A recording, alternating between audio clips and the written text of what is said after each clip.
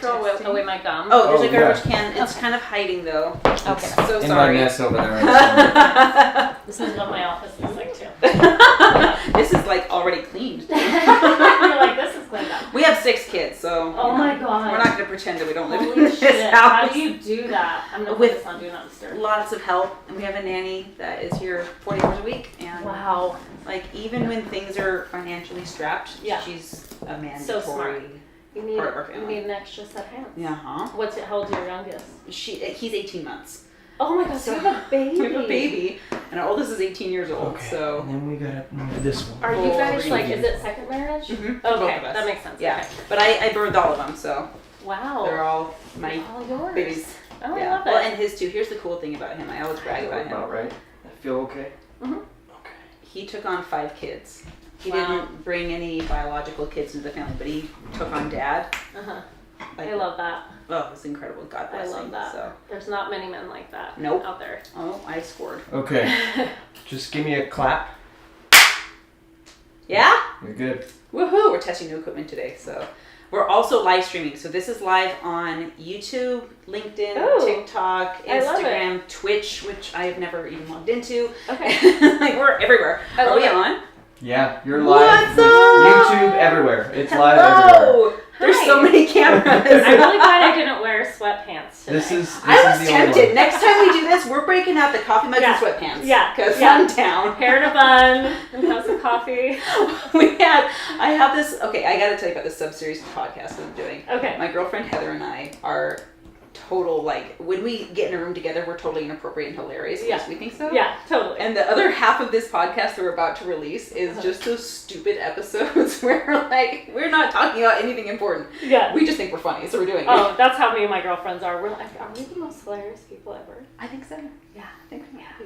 Yeah. So, okay, so I have to tell everybody, I have been fangirling over you for Oh. so many years. I first found you, I think, through PhotoBiz. Okay. And do you remember that? The PhotoBiz Mhm. DVDs? Yeah, yes. Back in the DVD Yes, that's how I subscription really days. got discovered through that. It's really crazy how Yeah. well that worked for my business. I want to talk about that Okay. because I'm all about stages, digital and physical, and you Yeah. got put on a digital deliverable stage, Yes. right? Yes. And so I was like, Angie Monson, she's in Utah. Oh my gosh. And so I was a photographer for 25 years, Wow. and I drew so much inspiration from your art, from your talent, from your eye. You know, it's you have a huge gift, and it's not just making art through the lens, it's for connecting with people. Mm-hmm. And as I followed you on social media and seen everything that you're up to and hosting retreats and traveling the world, I'm like, how do I get in the same room with Angie? And so I bribed you with a podcast, and I was like, let's do a Yes, podcast. come over. So it's the first day we met, but I feel like because you've been in the digital limelight so long, I love who you are and what you stand for. Thank you. That's so sweet. Yeah. I really appreciate that. So tell me about the PhotoBiz. This was what year? Like 2002 maybe? I was pregnant with Milo, so he's 13. Okay. I did all my recording, and it was PhotoVision.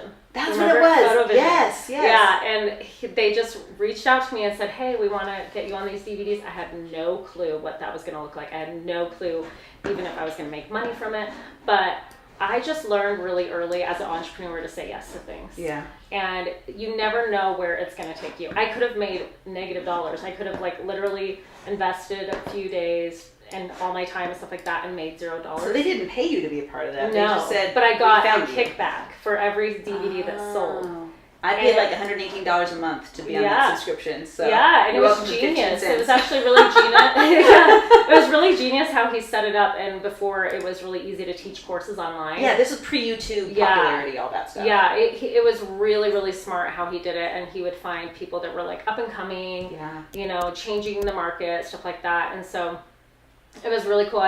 Beth Jansen came out, and I was like such a fangirl of hers. And she came out and interviewed me. I'm pregnant. I'm singing Britney Spears, like being a friggin' weirdo that I am, because I'm super silly. And they're like, I had so many messages, and I told him, I said, don't put that Britney Spears, me dancing pregnant. Like I was rubbing my belly and just like being so dumb. I'm like, don't put that in the video, like kind of joking. He's But like, you have to. he was like, oh hell yes, we're gonna put that. That's in the best content. I was like, fine, whatever. Who cares? But so many people reached out to me and said, like, you felt like a real human. Like, I could totally relate to you. You weren't, like, fake trying to put on a show. Yeah. Just genuine. And I think that's what I've always wanted to be in my businesses, is just be my genuine self. You know what I mean? Show up messy. Yeah. And that's just how I run my business. We totally should have done the messy buns. Yeah, we should have just rolled out of bed. Because that's how I normally am. Me too. Yeah. I'm like, but do I have a podcast today? If not, I'm not getting ready. Oh, yeah. I do not put makeup on, like, most days. It's, Even though it's 5 minutes and I feel like $1 million when I do it, I'm like, that feels hard. I can't do that today. I'd much rather not do that. Yeah. I have better things to do. So how many kids do you have? I have 3 kids. Uh-huh. And I'm a single mom. And I've been a single mom for 8 years. And Girl, that's such it's been hard. strength. Yeah. That's a big lift.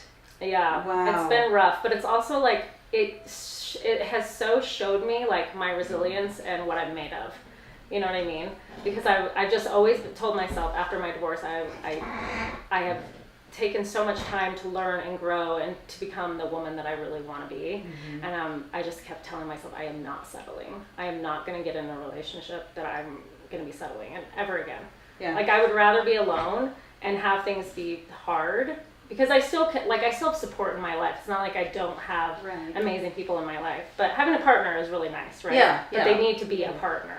Exactly. And I will not settle for less than that. And I'm actually in a relationship right now that's for you. Really great. And that started at the beginning of this year. And it's been really amazing, honestly. So, but I didn't want to settle. I was like, I didn't work this hard and come this far to settle.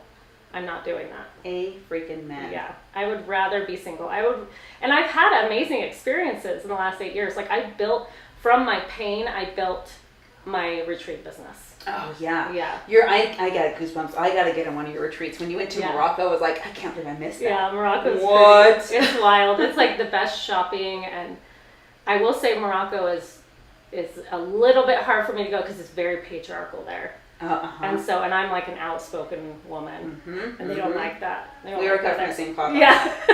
They're just like, okay. It's like, oh, women just need to be quiet and go sit over there. I'm like, oh yeah, no, I'm not going to be quiet. So where do I go? It's going to be loud over here. Hey, yeah, I'm going to be jumping up and down having my best time. Yeah. We had a great time. It was amazing. Morocco is really a beautiful country. It's gorgeous. It's beautiful, and their culture is really interesting. Okay, next podcast we do it there. Yeah. Yeah, let's just do it in a different country. Right? Why not? Yeah, I've been to some really cool places, and, you know, as much as, like, it's been hard, you know, that pain, that feeling of, like, aloneness has taught me so much. You know what I mean? Because really, it's taught me, like, everyone has these feelings. You just have to speak about it. Yeah. We have to be honest about our feelings. And I think that I gaslit myself for so many years that, you know, my feelings were not important, right? Self-gaslighting. Talk about that, because that's uncommon. Well, I think I just, it's common, but it's not spoken about, right? Yeah, and I think that, like, it's like we do what we're taught, right? So growing up, it was like everything got pushed under the rug. If you had a feeling, like, we're not going to talk about it, we're going to shove it down. And then when you go through something really big, like a divorce, it's like all those feelings come up, and then you have no tools to deal with them. Yeah, and you're like, what am I supposed to do? And who really am I? Oh, totally. And then I started partying and drinking and trying to numb, and that didn't work. And then I was like, okay, I'm going to start traveling, and traveling was really actually very therapeutic for me. Mm-hmm. And then now I hardly ever drink. And so I feel like I'm in a really good place of feeling whole, but that took me years to get to. You know what I mean? Just that feeling of worthiness. So that's what I want to give to women when I do these retreats, is knowing that, like, you don't have to abandon yourself, you know what I mean, to be worthy. And I think we're taught that as women. Mm-hmm. Like, take care of the children, don't do what you actually love for a living. You can't leave your kids at home for a week and go on a vacation. Like, that's not okay. Like, all these messaging that we're getting, and I just want to change the narrative that, like, we matter too. And it's like, I don't know, I feel so strongly about it, because especially in Utah, I think women are really suppressed. You know what I mean? And I get judgment of, like, oh, you just leave your kids for 2 weeks and go to Europe? Yes, I do, 100%. And I'm showing them that I'm going to live my best life so I can give them the example to live theirs. Mm-hmm. You know what I mean? Mm-hmm. And I don't feel guilty anymore. Good. I'm just like, this is what I do for work. This is how I pay my bills. Mm-hmm. And I'm doing something that is so aligned with my purpose. You know what I mean? And no one can argue with that. Yeah. You know, So let the haters hate, let the judges judge, whatever. yeah. You know? Yeah. We love to travel. This map is like all of our places. Oh, these are places you've been? Lots of vacancies there. But there's I love that. travel. You've been to a lot of places. We love it. We've just, I mean, same thing. We went last June and left our kids for a week to Iceland, and oh my gosh, like, Yeah. I will take my kids back there because I want Yeah. them to experience it with me. But now I know the lay of the land a little bit better, and I feel safer doing it now that I've kind of been there. But I love that you're all about being, when the feminism movement really started to kick off, it was a lot of women pretending to be the thing that they hated most, which is the man. Yeah. You know, I have to be manly and I have to be tough in order to not be a woman. And now it's morphed and matured into something that says, no, we get to be beautiful. And we get, the days you feel like putting makeup on, we can do that. And get to be a feminine strength. And you are celebrating that so beautifully. Oh, and thank you. I have drawn a lot of strength from your social media posts and your self-acceptance and your self-love. And I'm like, yeah, there's a lot of peace to be found in that. There's a lot of, I'm gonna make my mistakes. I'm gonna mess up, and I'm gonna say I'm not gonna judge myself for it because I'm in a learning phase. Well, and I think that I always go back to this, like when I'm on my retreats and I'm teaching, and I'm just kind of feel into things, and I teach whatever I'm inspired to teach. I don't have like a roadmap. Yeah. Do you have a playbook or? No, I'm very like energy based, so I'll get there and kind of feel the energy of the group, and then I feel into what they need. Do you know what I mean? That takes so much mastery because you're on these things for days and days and days. Well, this is the part of being in your feminine. It's being in your flow. Yeah. It's just letting your intuition lead you. And you have to have like, the reason why I love these retreats too is I'm teaching to like really get quiet with yourself and meditate, because women's superpower is their intuition. Like when we get chills, you know, when we feel like a gut instinct, we're like, our bodies are so like, we're born with a knowing. And then, you know, as we age, the world takes that knowing away from us because there's so much noise. Like, you should be like this. You should work 9 to 5. You should. Religion. Like, everything is taking you away from your knowing. And what I want to drive home with women is you need to have a practice every day where you are quiet so you can hear your knowing and be in your intuition, because that will lead you to the place you need to go. You know what I mean? And then owning that, because my weakest points have been feeling like I know, sharing, and then having that share be doubted or guessed, and I'm like, oh, maybe I am wrong. Maybe there's something I'm not. I'll step back. I've definitely done that too. You know. Yeah. And and maybe that's the self-gaslighting that you're talking about. Yep. Yeah. It's like don't doubt yourself. You know what I mean? But I totally get that because I have done that. But what I kind of got to at a certain point was like, whatever I share, I don't care how many people like it. I don't care how many people comment. I'm like, this is my online journal. This is me spreading my knowing, my purpose to the world. And if it hits, great. And if it doesn't, oh well. Yeah. I'm still worthy. Yeah. You know what I mean? And that's the conversation I've had to have with myself, is I don't care what people think anymore.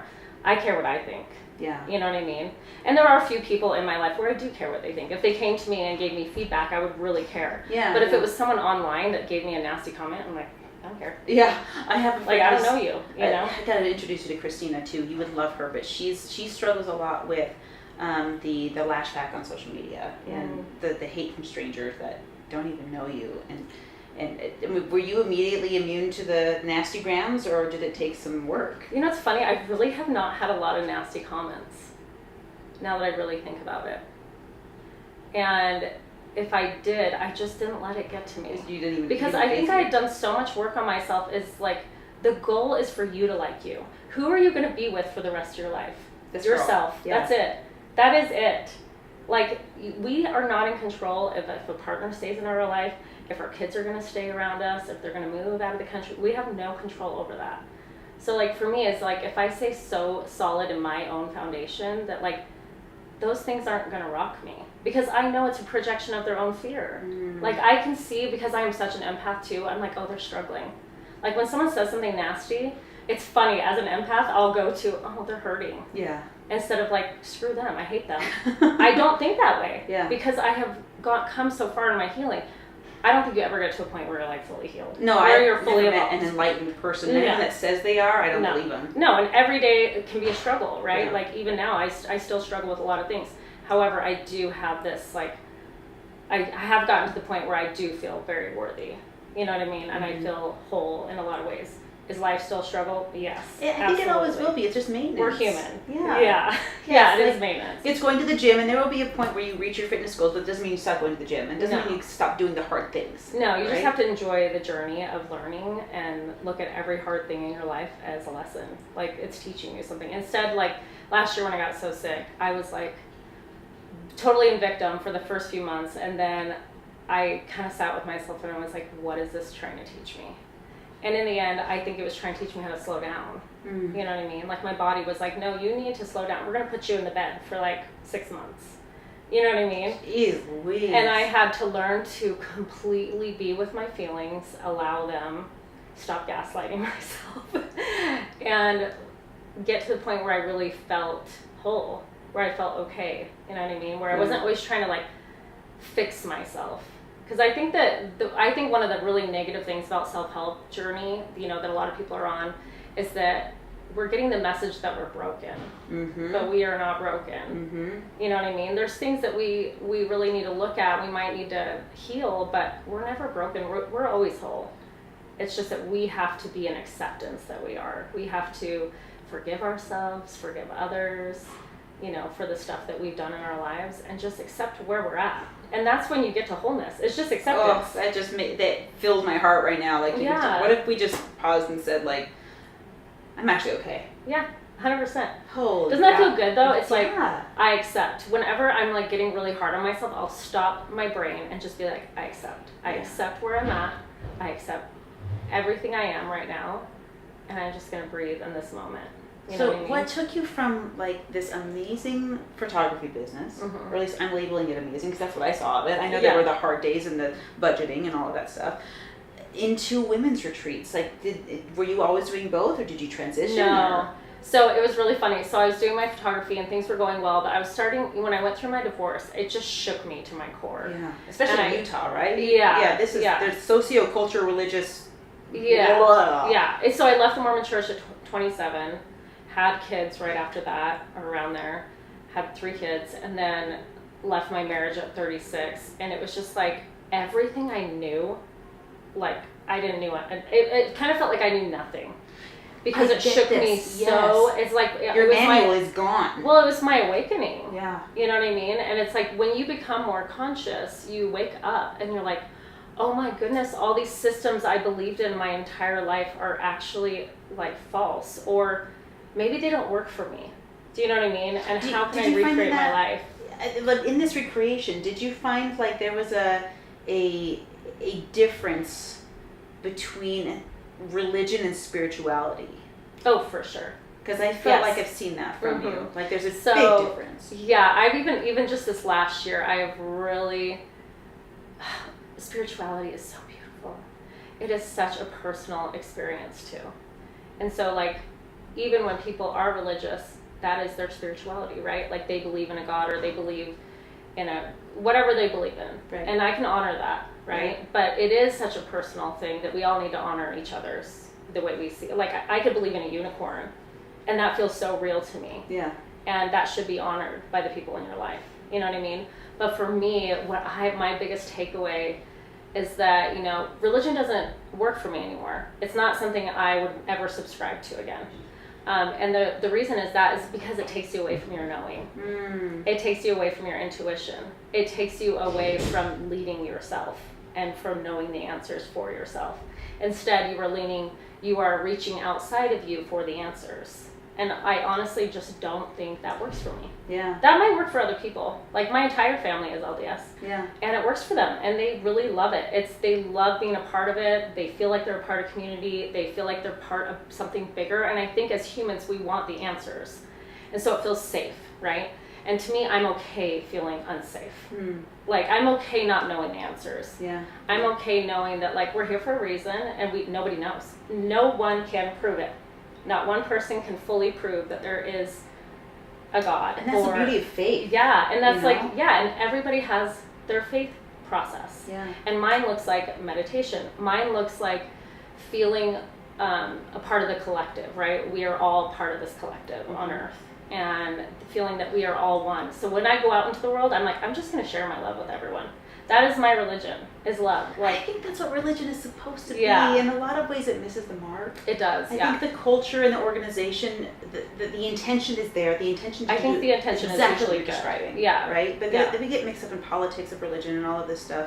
And I'm so glad we got to this. I didn't even plan on talking about it. It's part of my heart hope that we would. But I have, what was it, Dan Clark that said, religion is for people who are afraid of hell, and spirituality is for those that have already been there. Right? That is so true, because I feel like I have had, like, I don't know if you know what a dark night of the soul is, but you go, like, in a really dark place for a little while, because you're trying to figure out what your reality is going to look like. You know, like, you're going through hell trying to figure out, everything in my life I've been told feels like a lie. And I gotta recreate my life, you know? And so you go into this darkness, and it does feel like hell. Yeah, but when you come wrestling. out of it, Yeah. you feel so bright. Like you're this bright light, right? Because you finally got to a place where you feel like really secure and happy in your own life and in your own being. And no one needs to tell you what to do or where to go. You can think for yourself. And you're critically thinking for your life, for yourself. For me, I'm like, I've always worked for myself. Mm-hmm. I can't see the system of working 9 to 5 ever. Oh Like, gosh, that doesn't work for me. Ooh. Religion doesn't work for me. The 9 to 5 lifestyle doesn't work for me. Like, being this perfect stay-at-home domestic mom does not work for me. Like, I am an entrepreneur. I was born an entrepreneur. I was reselling my Halloween candy, like at age 6. So Literally, I would go on the streets and resell it, like the week after Halloween. You were a sister for another mister. I did the exact same thing. I resell my kids' Halloween candy back to them. Yeah, that's smart. Not for money, but for bribery and chores and stuff. Yeah, for chores. Yes, I like that idea. If left to my own devices, I will start another business. It happens almost on I know. accident. Look, my husband, I'm like, I buy something on Temu, I'm like, if I buy 2, I could sell the other one. Yeah. And pay for the first one. That's an entrepreneur mindset, for sure. I know I get bored for like 2 days. I'm like, I think I'm going to start another business. Oh man, I'm constantly being reined in. Like, no, Yeah. just focus. Keep going. Yeah. Oh my yeah. god. I'm so glad I'm not alone. What's your Enneagram? Do you know your Enneagram? Oh, is that like the It's the numbers. Myers-Briggs? Or No, is that... it's like a 1 through 9 number. What is that? It's just a personality test, and anyone who's listening should go take it, because I think it's one of the most interesting personality tests. Oh, is that the one? Okay, I think I've seen this before. There's like a star picture or something? Mm-mm. No? Okay, maybe No, not. it's just number 1 through 9, but Okay. a 3 is an achiever, and usually entrepreneurs are high in 3. So I'm a 7 and a 3, which is a Okay. weird combination. So 7s they love to have fun. Uh-huh. And then 3s are achievers. So Uh-huh. my jobs have always been fun, Mm-hmm. because I prioritize. If I don't have fun every day, I actually get really mad. Yeah. Like, I get angry. And so I'm like, okay, we're going to go on a walk later. It's going to be fine. You know what I mean? Like, if I have to work all day, I'm like in a pissy mood. I'm okay, I'm Yeah. validated right now. Yeah. I think actually, who was talking about a voice brand? I think it was Julia Michelle that we just had on the show. I think she talked about the Enneagram, just called it something different, this numbered personality thing.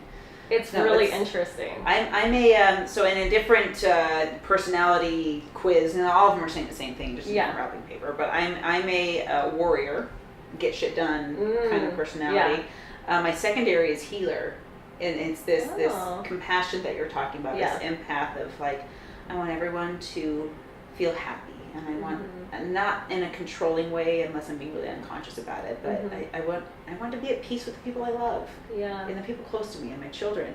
But play is very important to me, especially on stage. I'm like, we gotta have the fireworks, we gotta have the smoke machines, we gotta be like dancing and having fun, and learning is fun and all that stuff. So I want to take this test and see where I fall on that spectrum. I would send it to me what you ended up with. Oh yeah. Because I want to know.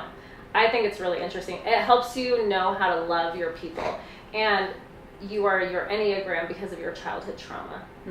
So it's a really interesting personality test, because I think, like, I was in a family of 6 kids, like, you know, we were raised by the silent generation, like, it was like every man for himself, you know, and so, like, I was a 5th out of 6 and didn't get a lot of parenting or care, And so I just figured out how to go make my own community and how to have fun all the time, because it was the only way for me to feel okay in life, because no one else was paying attention to my needs. Yeah. You know what I mean? Yeah. And so that was where mine stemmed from. Yeah. You know what I mean? And I also think my 3, which is my achiever, comes from my dad, because he's a very hard worker. Yeah. So I always would watch him and help him and work with him. And it felt like it gave him purpose to do something he loved. He was an architect. Oh, wow. Yeah, so yeah, I think I kind of got that from him. So yeah, it's a cool test. You should try it. Yeah. Do you give this to your ladies on your retreat? Yes, I do. And I also like have your kids take it, because it helps you understand them better. Like one of my kids is a 9, which is a peacemaker. And I totally see it now. And now I know how to love him a little bit better. Yeah. You know what I mean? Like peacemakers need a lot of alone time. Yeah. They Okay, my peacemaker is she's interesting, because she's exactly what you're describing, but she's also into like horror films.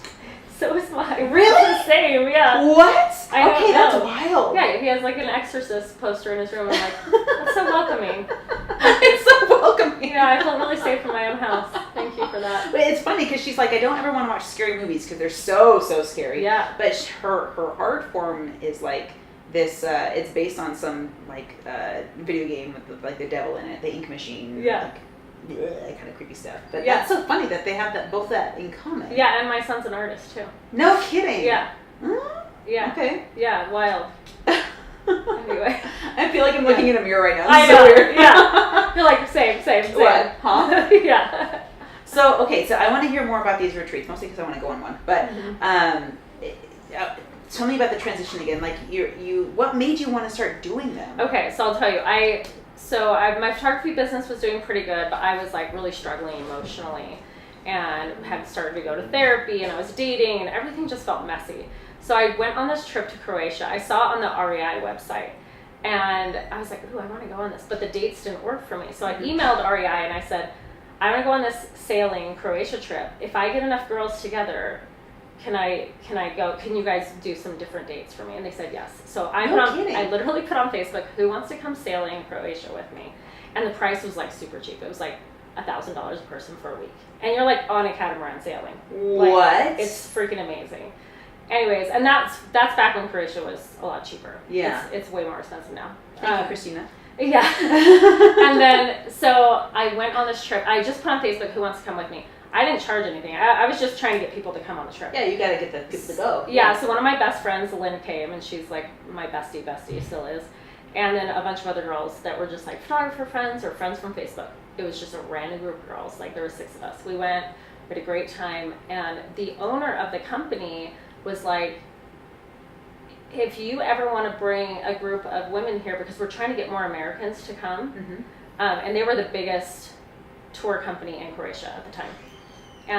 If you want to teach like a photography workshop, you know, like, because he knew I was a photographer, I was taking photos the whole time. Yeah. And I was like, that doesn't fit right. That doesn't feel right to me. I don't want to do that. Yeah. But then I was flying home from that trip, and we had that conversation. I got his info, and I was like, that really taught me a lot. Like just going on that trip and just being like with a bunch of women, and all of us talking about, like, you know, some of them had gone through divorces or were going through really hard times. And it was very healing for me. Like just being out on the ocean in the sun, like we had nowhere to be, like it was just relaxing, but we were all connecting on a really deep level, and I needed it. And I was flying home, and I just kind of had a random thought that was like, wouldn't it be cool to just take a group of women for healing reasons, like on these trips? And I kind of sat with it for a little while, and then I was teaching a photography retreat like a month or 2 later, and my very best friend from Arkansas, her name is Tracy.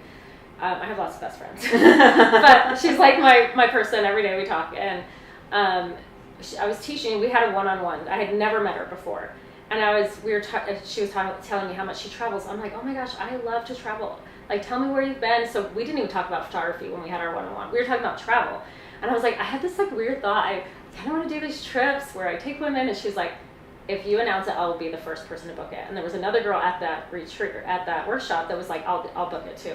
And sure enough, I put it on Facebook. I had no website. I had no plan, really. I was just like, I'm just going to go see. And like, I didn't even really make money from it. I made like maybe $1,000 or something. But my thought was, maybe I can travel for free and take women and take their photos and make them feel like $1 million and have a reset. And like, I just had this random idea, and then we went, and it was like Mom's Gone Wild. Should have reined that in a little bit, but we were like day drinking. You're like, we're not marketing it this way. We were day drinking and partying all day, and some of the women really just needed that. Yeah. Like, I have no kids to take care of. I don't have a husband to check in with. It's just me. I get to feel into who am I? Mm-hmm. What do I like? Where am I going? And like, really because I think women just abandon themselves so much Easily too. just to make everybody else's lives better, because we are born nurturers, right? But then we put ourselves last, and then we wonder why we're always depleted. You know what I mean? And so so I went on this retreat, and we just kind of like did meditations every morning. I didn't even really have a plan, and this is how I do all my businesses. I'm just like throw spaghetti at the wall, see if it sticks. See? Yeah, but you know what? Some of the most successful entrepreneurs do it that way. You just have to show up messy. I do this all the time. I'm looking at Richard so much because Yeah. he's the implementer of all my harebrained ideas. Yeah. And he's the one that says, I have to finish the first thing you Yeah. said. Can you slow down a little bit? Yeah. So I'm okay with throwing stuff at the wall. We just have to throw one thing at the wall at a time. One thing a day. One thing a day. I agree. And then it's hard to keep up because I'm like an idea machine. We have similar brains, I think. I think so. Anyway, so I just, that was my first trip. And then I felt like, oh my gosh, I had such good feedback from it. And then people were asking, and I booked it in 1 hour, that first trip. That filled up in 1 hour. Yeah, I put it on Oh, Facebook, man. and I just put like a random link like to a Stripe invoice. Like, it was just not even professional at all. But I had people who had been following me for a really long time, and they just wanted to hang out with me, I guess. Like, Yeah. I didn't understand that, like, why would they want to hang out with me? Like, I know I'm fun, but I didn't understand that you are your brand and people feel your energy. Mm-hmm. And authenticity is the highest frequency. And I feel like I've taken the last 7 or 8 years to realize, like, oh, I'm naturally authentic. I have been that way ever since I was a little girl. Yeah. Like, yeah. I will dance on tables. I'm dancing in the middle of the street. I'm doing cartwheels. I don't give a crap. Like, I'm just like, I'm going to go live my best life. Yeah, yeah. And if you want to join me, then we should go Yeah. and do it together. Or you could just watch. But I'm not going to shrink myself or become small so that other people can feel comfortable. So, Man. like, I just would go on these trips, and we'd be like, you know, riding our bikes through villages and talking to all the locals, and we got a very off the beaten path type of trip. And Yeah. then I basically planned any future trip around, put us in the culture. Take that's you the best outside part. of your, especially in the United States, I think that we have it all figured out. When you start to travel the world, you will see the United States does not have it all figured out. And that we You are, got some things figured out. The plumbing is great. yeah. I will say I that. love flushing toilet paper, so that's cool. But I will say that there's a lot of systems in place that create a lot of burnout in our lives and a lot of unhappiness. I call it the glorification of busy. Yeah, and it's just sad because if you go to Europe, people are like, they take 2-hour lunches. Yeah. They do not work. They don't live to work. No, and they're 1 week on, 1 week off. And when they go on a 3 months, vacay, yeah. they don't check their email for No, like they 2 don't. months or whatever. So it's like you start learning. So the reason why I want to put people in the culture so much is that a lot of times we go to third world countries, and it makes people really see in person what true happiness looks like. They have nothing. They have so little. In our eyes, we're like, because we're taught that monetary is so important, right, in the U.S. And not just taught, but it's reinforced. It's reinforced. Over and over and over again. Yeah, we're always being like, buy the thing, it's going to make you happy. No. Happiness is an internal job. And so when you see these kids and they have nothing and they're just so happy and they're running around playing soccer barefoot and they are just in their joy, it kind of gives you a wake-up moment. And I can't explain that to someone and give it to them by just telling them. They have to be there to see it. Mm-hmm. And like, I've just had so many women just say, just the experience woke me up. Maybe not the meditations, maybe not the photo shoot, maybe not connecting with other women, but seeing how other cultures live. What's been your favorite place? Bali. Bali is my favorite. Bali, too. I think Bali, do you love Bali? Yeah, that's Oh, you've like, been to Bali. if you would ask me the same question, I would have said the exact same thing. I've been, So this little pin right there, that's my I've body been pin. 4 times. Oh. And next year I'm planning on staying there for a month. And the people are just love. Especially those kids. I know. Oh my gosh. So they truly live in karma. So I've had things happen on my trips there. They're like women crying because like they leave their wallet in like an Uber, or they leave cash at a restaurant, and they will do anything to find you and return it. Mm-hmm. Anything. They will drive across the entire island to bring it back to you, because they truly believe in karma. If I were to take that money, something bad will happen to me. Mm-hmm. And so it is the most safe. Like, you can travel there solo as a woman. The only thing you'd have to be worried about really is the tourists. Mm-hmm. You know what I mean? Mm-hmm. But the people there are the most loving, and I think it is probably the most healing place I've ever been. And I always meet with like a healer when I go. I went and met with a physical healer this year, and a numerologist, and like, you know, sometimes people believe it, sometimes people don't. I do it just for the experience, Mm-hmm. and if I have something that I take away from it, I do. But it's just the people that are fully just in their joy, and it's really interesting to see the men there because they are so soft. They're so sweet. They're very sweet. They lead with their heart. Mm-hmm. They do not lead with their ego. Mm-hmm. And it's really beautiful to witness. I mean, men will be walking down the street with just their arms around each other, you know, and they're just buddies. And like, I remember one of the girls saying, "Oh gosh, is there a lot of gay men here? Like, are there a lot of gay people?" Brotherly I'm love. like, no, they're just know how to love each other. Yeah. They're not like caught up in their ego. Yeah. They're gentlemen. Yeah, they're gentle. Yeah. They're so sweet. Yeah. And so like my guide there, he's like a brother to me, and like I get to see his family, and like I just love him. So I was studying the chakras of the planet one time, and I learned that Bali was the crown chakra. of the ooh, globe. that makes sense. Doesn't it make sense? Yes. Yeah. I looked up this map, and I was like, Hawaii is the heart, and Sedona is the orange chakra, and yeah, there's all these crazy things. But I felt that when I was there. This not just this karma, but this trust and intuition, just like we've been talking about this whole time. It's. I remember when we were there, we stopped at this. I mean, you can't call it a village. It's just yeah, I mean, you know the houses. If they have walls, they don't have ceilings. And if they have ceilings, they don't have walls. And we stopped at this home. And the guy there said, we should stop here because there's a lot of motorbikes parked outside. And usually that means there's a cockfight. And I was like, I don't know how I feel about that, but let's go see what this is all about. And so we walked into this family's home. Yeah. That was not a tourist stop. We're just as if someone wants to walk into my home. Yeah. But they totally welcomed us. Probably 20 people coming through. These little kids had the rice on their foreheads, and they were doing some kind of celebration and ceremony. And we went back into the jungle and saw this cockfight, which was like educational. But but I remember being in their home, and perfect strangers from another side of the world. They're offering us food. They're like, have some bread, have some chicken. Obviously not speaking anything, but just the energy of the giving. Oh my gosh. I know. Yeah. Could you imagine? We could never imagine that in the U.S. People just dropping into your home. We'd be like, "What are you doing on my property?" Yeah, yeah. Right? It's like this feeling of we don't trust anyone. I do that with people I know. I'm like, you don't just stop by. I know. I have a short list of people that I can just walk in. Even like a phone call, I'm like, that seems aggressive. Jeez. Did you know how to text? Do you know how to text? That seems aggressive. Jeez, I don't use my phone for that. Stop. I literally never answer my phone. I don't either. Sorry, I love you. I just never answer. Oh my gosh. So funny. Oh man. So okay, so you started, and I always like to bring it back to the stage because it's such a critical part of how businesses grow. It's such a critical part of you exposing your vulnerability to the world, and you do it with such beautiful authenticity. And you've used physical stages and digital stages to grow your business. What's been the best part of that for you? I think just the connection with women, like even just how we're connecting right now is like women seeing each other and like holding each other's hands through it all. You know what I mean? Because to me, this is like my passion project. Feels like my purpose. You know what I mean? I think, and it's also made me grow so much. You know what it's also taught me is that, you know, I've had women on my retreats that weren't a fit or that were really difficult. And I've really learned how to communicate from love.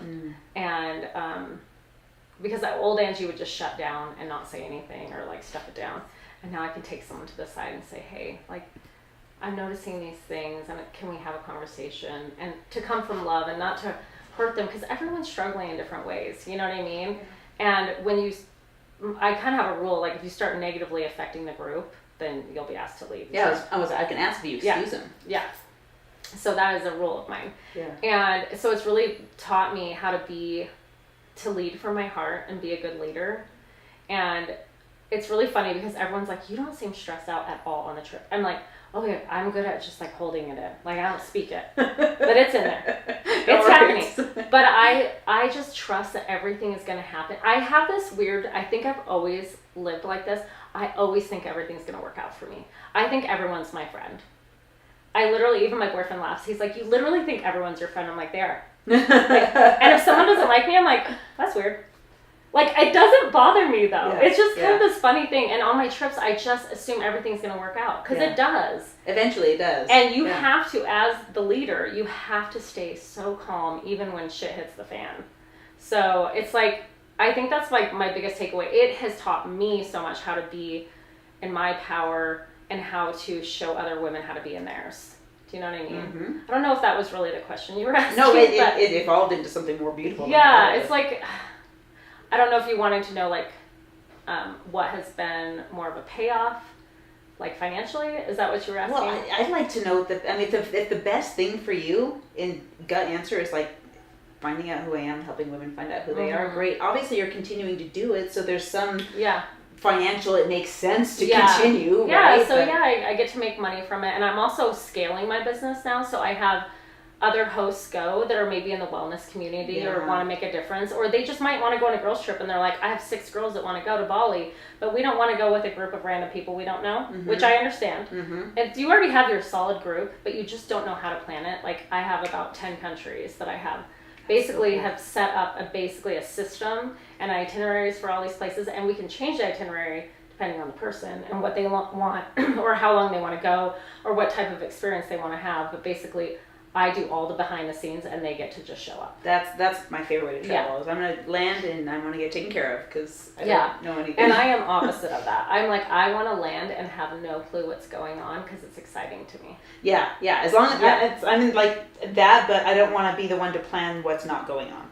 See, I like the planning part of it, and I also like showing up in full surrender. Like my dream trip would be, I was even talking to my boyfriend about this, but I'm like, let's just get a one-way ticket somewhere and have 0 plans. Wouldn't that be so fun? It'd be so fun. But for some people, they would not do well with that. Yeah. And really, life is all about surrender. So the more I the more I do work, the more I learn.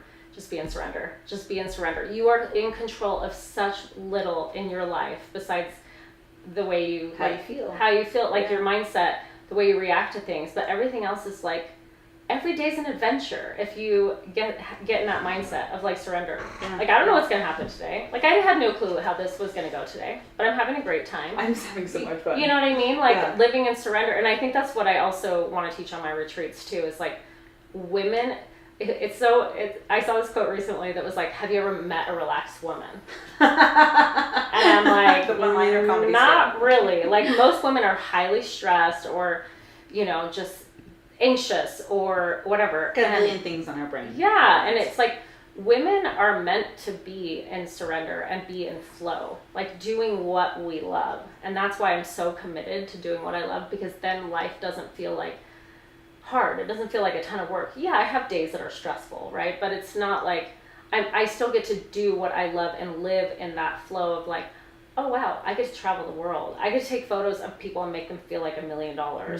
And I get to connect with people, which is what I'm good at. Yeah. You know what I mean? Like I know that's my gift. And so, I don't know, I think teaching surrender and letting life serve you what you need and being in that flow is one of the most beautiful ways to live.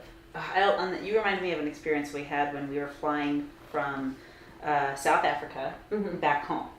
And, there's layovers. Yeah, it's exhausting. It's so exhausting. I remember the plane that we were supposed to take off on came into the airport, but it got struck by lightning on the approach. Oh my God. Thank God everyone was okay, but it went through the nose of the plane and it affected all this technical equipment in the lightning storm, which meant that we couldn't use that plane to fly out. Yeah. They had to ground it. And so it's 747, big ass airplane, full of people, is getting shut down and rerouted, which means we're all getting booked in these hotels in Johannesburg. And we woke up the next morning and the coolest feeling is exactly what you're talking about. I literally don't know where in the world I'm going today. Yeah. I don't know when we're going to take off, and I don't know where the plane's going. I could go in, because I have to get on the other side of the globe. I could end up anywhere. We ended up in Qatar. And I was like, this is so cool. The Qatar airport's my favorite place. And those end up being your favorite travel stories, it was right? amazing. Right? Yeah. And so I'm always like, when shit hits the fan, I'm always telling people it's going to be a part of your story. Plot twist. Just enjoy it. Like, we're going to laugh about this literally probably tomorrow. Yeah. You know what I mean? Yeah. And this is going to sound a little bit sacrilegious in a way, I guess, but in a way, I believe, and tell me what you think, that the more, and I don't want to say tragic because I don't, first of all, don't invite that, but I think there's potential in tragedy for the most incredible moments of your life. Totally.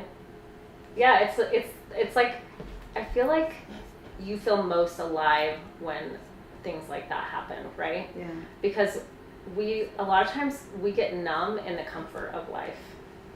But to be actually living is like there's going to be, so for you to feel a high amount of joy, you have to be willing to feel a deep amount of pain. Mm-hmm. It's a polarity that you have to be willing to face. And when I was Mormon, I was such a robot. I didn't feel anything. I literally just did my to-do list and would go to bed at night. I was not allowed to feel. I literally taught myself not to feel as well. Ooh, what a punch to the... Yeah, it was not fun. But once I allowed myself to feel, and now I think I want to be an example to women that like, being courageous means being vulnerable, means crying in public, crying in front of your friends, saying I'm really having a hard day and admitting it instead of hiding it. You know what I mean? Yeah. So it's like that's what makes me feel so alive in my life now, is that I do live in that roller coaster. But that's how humans are supposed to live. We're not supposed to. This means dead. There's no growth. You're numb. You're not feeling anything. But now my joy is so high and my pain is so deep. So when I get into my pain, I remind myself, but I'm going to feel joy at the highest of highs because I'm allowing myself to come here. Oh, that's so powerful. Yeah. I agree with that 100%. And I still feel really deep pain some days. Like, I still have things I'm healing from. You know what I mean? I'm a pattern breaker in my family. And I know that. And I take it seriously. And I want, because part of us healing the collective, healing the world, is to heal ourselves so that our kids see us healing. So then they have a healed parent. And then when they have children, if they have children, then they can give them that same gift. Because if you think of anything in the world that is going awry right now, it's all because of suffering. Someone's war, yep. Like all the political garbage stuff that's happening. It's all separating us. I mean, it's a distraction. You know what I mean? Everything, like, I don't even get into politics or religion or anything with people very much anymore because I'm like, it's all just separating us. Yeah. And really what we need to be focusing on, instead of focusing outward on this president is doing this and this religion's doing this, go inward. Yeah. Heal here. Because you'll see that, like, once you heal, you're going to feel so much love in your life. Just for the smallest, littlest things, because you're going to realize that everything out here is a miracle that's happening every day. Yeah. And that you get to just go love people because you're going to be overflowing with love. When you heal your heart, when you heal your body, when you heal your past, and I don't think I'm fully there, but I have days where I'm like, I have so much love. Just overflowing. I feel like I'm overflowing. And like now it's like so nice to be dating someone because I'm like, it's like to be able to give someone that someone love. to pour into. Yeah, and it's like I give that to my kids and I give that to my friends, but I'm like, I almost feel like I have too much. Like I need to give some of this away. Like who wants it? Yeah. You know, so even when I go to the grocery store or the gas station, I'm always making eye contact. Do you do this game, like how many people I can make smile? Yeah. You know what's so funny? I'll go on walks and I always make eye contact. Hi, how are you? And like I really try to just be like, because you never know who's having a hard day. Yeah. And just making eye contact and saying hi, how are you, can change someone's day. Right? But it's interesting how few people look back at me and say anything. They're so confused. Yeah. They're like, why is she saying what just happened? Is she going to steal my purse? Like, yeah, it's funny too because I grew up in California and like everyone would just kind of talk to each other in stores or restaurants, whatever. And then I moved to Utah and I noticed that people look down more. They don't make eye contact as much. They don't like talk to each other as much. And so inner city Utah, yes. When I lived in Spanish Fork, it was cowboys and that's probably true. Small town. Everyone's friends at Macy's. Is that where you grew up? No, I grew up in Denver. Oh, cool. Yeah, I moved here and all that, but I think you're right that especially in downtown high rise. Yeah. We're right here and that's it. Yeah, we're forgetting to be present. A great distraction. Yes. Anyways, that was kind of a tangent, but oh no, everything's perfect. Yeah. What's your big goal? What's next for you? Where are you going? Gosh, I feel like I'm gonna start some courses. So I will be teaching how to lead your own retreats, and I'll give people literally everything my back end looks like, all my systems that I have in the back end. Because I think retreats are really popular right now. They're really helping people in a lot of ways. And so, but to be able to lead one, like say you have the information you want to give to people, but all the logistics of it scare you. So I'm going to be teaching a course for that. I'm going to be scaling my business where more hosts go. Like in September, I have 3 hosts going. Oh, wow. To, let's see, Bali, Morocco, and Croatia. Beautiful. And then with my photography, I'll probably be teaching, I'm actually going to do a basics photography course for like people that are young, that are wanting to start a photography business. I just kind of got this calling to do that this last week, where I was like, I want to teach, like, because when I got into photography, I went to this training called Impact Training. Have you heard of it? Yeah, I went to this training when I was 25. Kool-Aid in the back, friends. Yeah, and I was working 9 to 5 at the time, and I hated it. I had a degree in psychology, but I had my minor in photography, and I was just like, always wanted to be a photographer. So I went to Impact, and they kept saying, "What's your dream?" Yeah. And I said, "I want to be a photographer," and that training pushed me to be a photographer. So like, I want to be speaking to those 25-year-old kids like I was, teaching them that you can create the life of your dreams and do what you love. And I have a very flexible schedule. Like no one can hang out when I can hang out. I'm like free during the day because I shoot a lot at night. Yeah. And I'm like, oh my God, like no one I feel really lucky that I have a very flexible schedule. So I'm either traveling and going abroad for fun and for work. It doesn't feel like work to me. Yeah, yeah. Or I'm photographing people. And a lot of them are return clients. So it's like I get to see my clients. I get to hang out. It's so fun to watch those families grow up. Yes. Like, oh, that is the coolest. It's really cool. I definitely have like the teenagers a lot right now, which is a little hard, I'm not gonna lie. Because like first of all, dad never wants to be there, and then the teenagers on top of that, so I like really have to. Oh, it's the game to get the dad. Oh yeah. And it's like when it's little kids, you can like bribe them. Oh yeah. But with teenagers, you cannot bribe them. They're just committed to being, you know, upset that day, and so I'm just trying to like joke with them as much as possible. But I love my clients. I think that's what keeps me in it. Yeah. You know what I mean? Yeah. And it's flexible. Like so I actually interviewed to sell art at a place on Park City Main Street. Oh no! Like a year ago, just for fun. I was like, I'm gonna try something totally different. And my takeaway, I went through all these interviews. They were gonna hire me. They were even gonna change the schedule for me, so it'd work with my kids' schedule and everything. And then I sat there and I was like, because it's mostly based on commission because you're selling like really expensive art pieces. Oh, I just walked through there a couple months ago. Yeah. It's nuts. Yeah, it's amazing. But then I was like, whoa, wait. Okay, so I'm going to take a chance on someone else's business. Why am I not taking a chance on mine? And it was like a rude awakening of like, you have the most flexible schedule. You get to do what you love. You get to inspire other people. You get to make people feel good about themselves. You get to help people heal.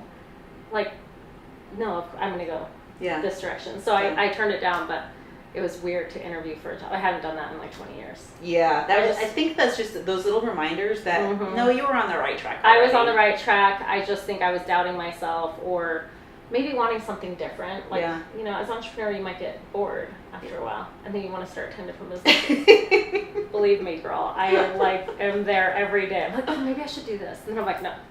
Focus on keep it. Oh my gosh. Yeah. It's the need for variety, as Tony Robbins puts it. Yes. And a 7 Enneagram is like, we need variety a lot. And you're already traveling the world and you're already meeting so many different people, but yet it's insatiable. Yeah, I think I have like an insatiable feeling for those things. So your big goal, your next step is to create these courses. Where, like, what's the big, hairy, audacious, almost like seemingly out of reach thing? You're gonna create the courses. There's no doubt about that. Yeah. People are gonna sign up. It's gonna be great. But what is like the hairy dream? If there's no restrictions on time, no restrictions on money, forget the laws of physics even. Like, what would you do? Like for business? For anything. For work. Like for you. Because you're the same for you. So what I'm actually working right now is moving out of the country. And I've wanted to do that for the last 5 or 6 years. My body, I mean, the food here, right? Oh, it's so toxic. And getting sick last year, it made me really see how terrible our health system is and all that kind of stuff. So I am working on moving out of the country. And that is my ultimate goal. But see, I don't know if I want to stay in one place. I'm kind of almost feel like I want to be a little bit nomadic. That's the word that came to mind. Yeah, so you're never gonna. And I think I would do well with that. Like I'm really good with change and adapting because I've moved like 20 times in my life. Like I just know how to adapt really quickly. Yeah. So what my thoughts are is to travel for a year, pick 5 places I want to live, and stay at each place for maybe 2 or 3 months. Get to know it, see what it really feels like to live there, and then make a decision after that first year of where to like settle down. And if I don't end up liking it, I can change it. Like up and go. Yeah, or I could come back to Utah if I felt like it. But my first thought was to move to Mexico just because it's a direct flight. I can see my kids whenever I want. My youngest would probably come with me. But yeah, I'm just ready for, like, I've lived in Utah for 30 years and I've never really liked it, to be honest. And that's why I travel a lot. But I have custody of my kids here. I don't want to abandon them. Of course. All that kind of stuff. So the traveling, I kind of like. Are they kind of older? So I have a 13-year-old, and then my twins just graduated from high school. Yeah, so I am like moving into a different. So they're adulting. Oh yeah, and like they don't even like, besides money and like a hug here and there, like a little bit of food. I mean, they feed themselves. Like it is so weird to transition to the state where like they don't want to hang out with me, they don't want to play with me, and they don't really even really need me. Yeah. Like it's so weird. Yeah. It's so strange, but I'm so excited for the next chapter. Mm-hmm. You'll always be mom. They'll need you in just different circumstances. Ways. Yeah. Yeah, but I have had this dream forever. I literally told my kids at a young age, "Mommy's moving out of the country when you turn 18," and they're like, "Okay." And now it's happening. Yeah, it's happening. So now, that is my biggest goal: is to shift my business into more passive income, so that I can live anywhere. And if I'm moving around a lot, then I don't have to be. I don't want to be trading my time for money as much. Those courses would be awesome. Yeah, and I've done courses before. I know how it goes, and I'm good at teaching. Yeah. I think I just took a break from it for a while, and I don't know, I'm just feeling the call to do that again. But I don't know how, like, on a big scale, financially, what I would do. I think ultimately, I just want to help people. You know? That's beautiful. Yeah. And I think you speak on stage quite a bit, right? Mm-hmm. I think my biggest fear / goal is to speak on a big stage at one point. But I don't know what that looks like. And I don't know what it's going to be about, but I know it's going to happen. Yeah. And I also want to write a book, and I'm going to put this out here right now just to say it, and it's going to be called How to Love, because so many people do not know how to love. You get to a place where you're 40 years old and you're like, I don't even know how to love people. I don't even know how to love myself. And I think that someone needs to break it down and make it really simple and easy and give actual tools on how to love, how to be emotionally available. Mm-hmm. Like, I had no clue how to do that. Mm-hmm. Like, even in my marriage, I look back and I'm like, you want to blame the other person. They did this, they did that. But there's accountability in every relationship and friendship. So I had to really take a look at myself and be like, oh my God, I don't think I was being emotionally available to him or my children. I was just working all the time. Mm-hmm. It was the one thing, it was just stroking my ego. It made me feel better about myself. And then at some point you're like, this actually isn't really doing anything for me. Yeah, you know what I mean? Dopamine hits. It's just dopamine. It's just giving me money. Yeah, money's great, but you know what's most important on earth is our relationships. And so I feel really strongly about this one, but I do want to write a book. And would love to go on tour or something, because I do think that, like, think about it. Any type of healing or any type of struggle, what it needs is compassion and love. Every single time. The more healing you do, the more you will learn.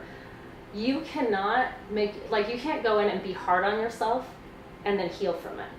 You have to go in there and love the inner child. You have to go in there and give compassion. Because, like, think about your little kid. If they're doing something wrong or repeating a pattern over and over, you're not going to be like, you idiot. You know what I mean? Yeah. Why did you do that? That's so stupid. You're going to be like, come here, sweetie. Yeah. Let's talk about this. And that has been my biggest healing, is to go inside and heal my inner child. Because truly, we are all just little kids.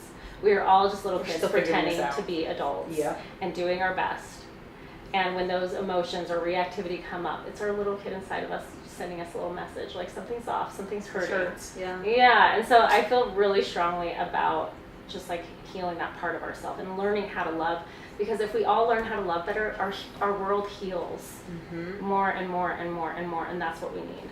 So. Well, let this be the beginning of the announcement of your book tour then. Oh my gosh. I actually haven't really told many people that. Like maybe 2 people. And I think it's good to say it out loud, because then you're like, you hold yourself accountable. You guys, we gotta do it. When it goes out, we'll do another episode. Okay. From somewhere in the world. Yes. And we'll push it and just get it into the hands, because I back your cause and I believe in that. Yeah. Big time. Yeah, I do feel like I was sent here for that. Yeah. And it feels weird to say that, but it feels true in my body. You know what I mean? Yeah. That's so majestic. Oh my gosh. So there's sweet. so much more to do. Like, I feel like we're kindred spirits in a way. And it's such an honor to be in proximity with you and to have you on the show and to hear about all you're excited about and your family.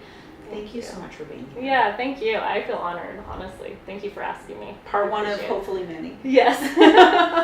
Friends, this is Angie Monson. Yes. We're going to put all of your stuff in the show notes. If someone wants to go on a retreat with you, I know you're not going to stop them anytime soon. Yeah. So how do they find you? On Instagram, it's the Traveling Sisterhood, and or they can go to thesisterhood.shopify.com. Okay, we'll So, put both of those. And in the show I notes. sent you both of those links. But Perfect. Yeah. Okay. Mostly on Instagram. A lot of people follow me on there and Yeah. kind of see what we're up to. Well, check out her photography. It's second to none in my Thank book. you. I've been following her forever. And then also go stalk her on Facebook because that's where she puts all of her best friend announcements. I do. Thank you so much for being here. Thank you. Awesome. Friends, that's the Marianne Hickman Show. We'll see you in the next episode. I love it. And for everyone online, Yeah. hello. Hi. Thank you for being here. This was live. Thank you for your comments. Thank you for jumping in. If you go to my YouTube channel, this is or wherever you listen to podcasts, it's on Spotify, Amazon, wherever podcasts you're listening to.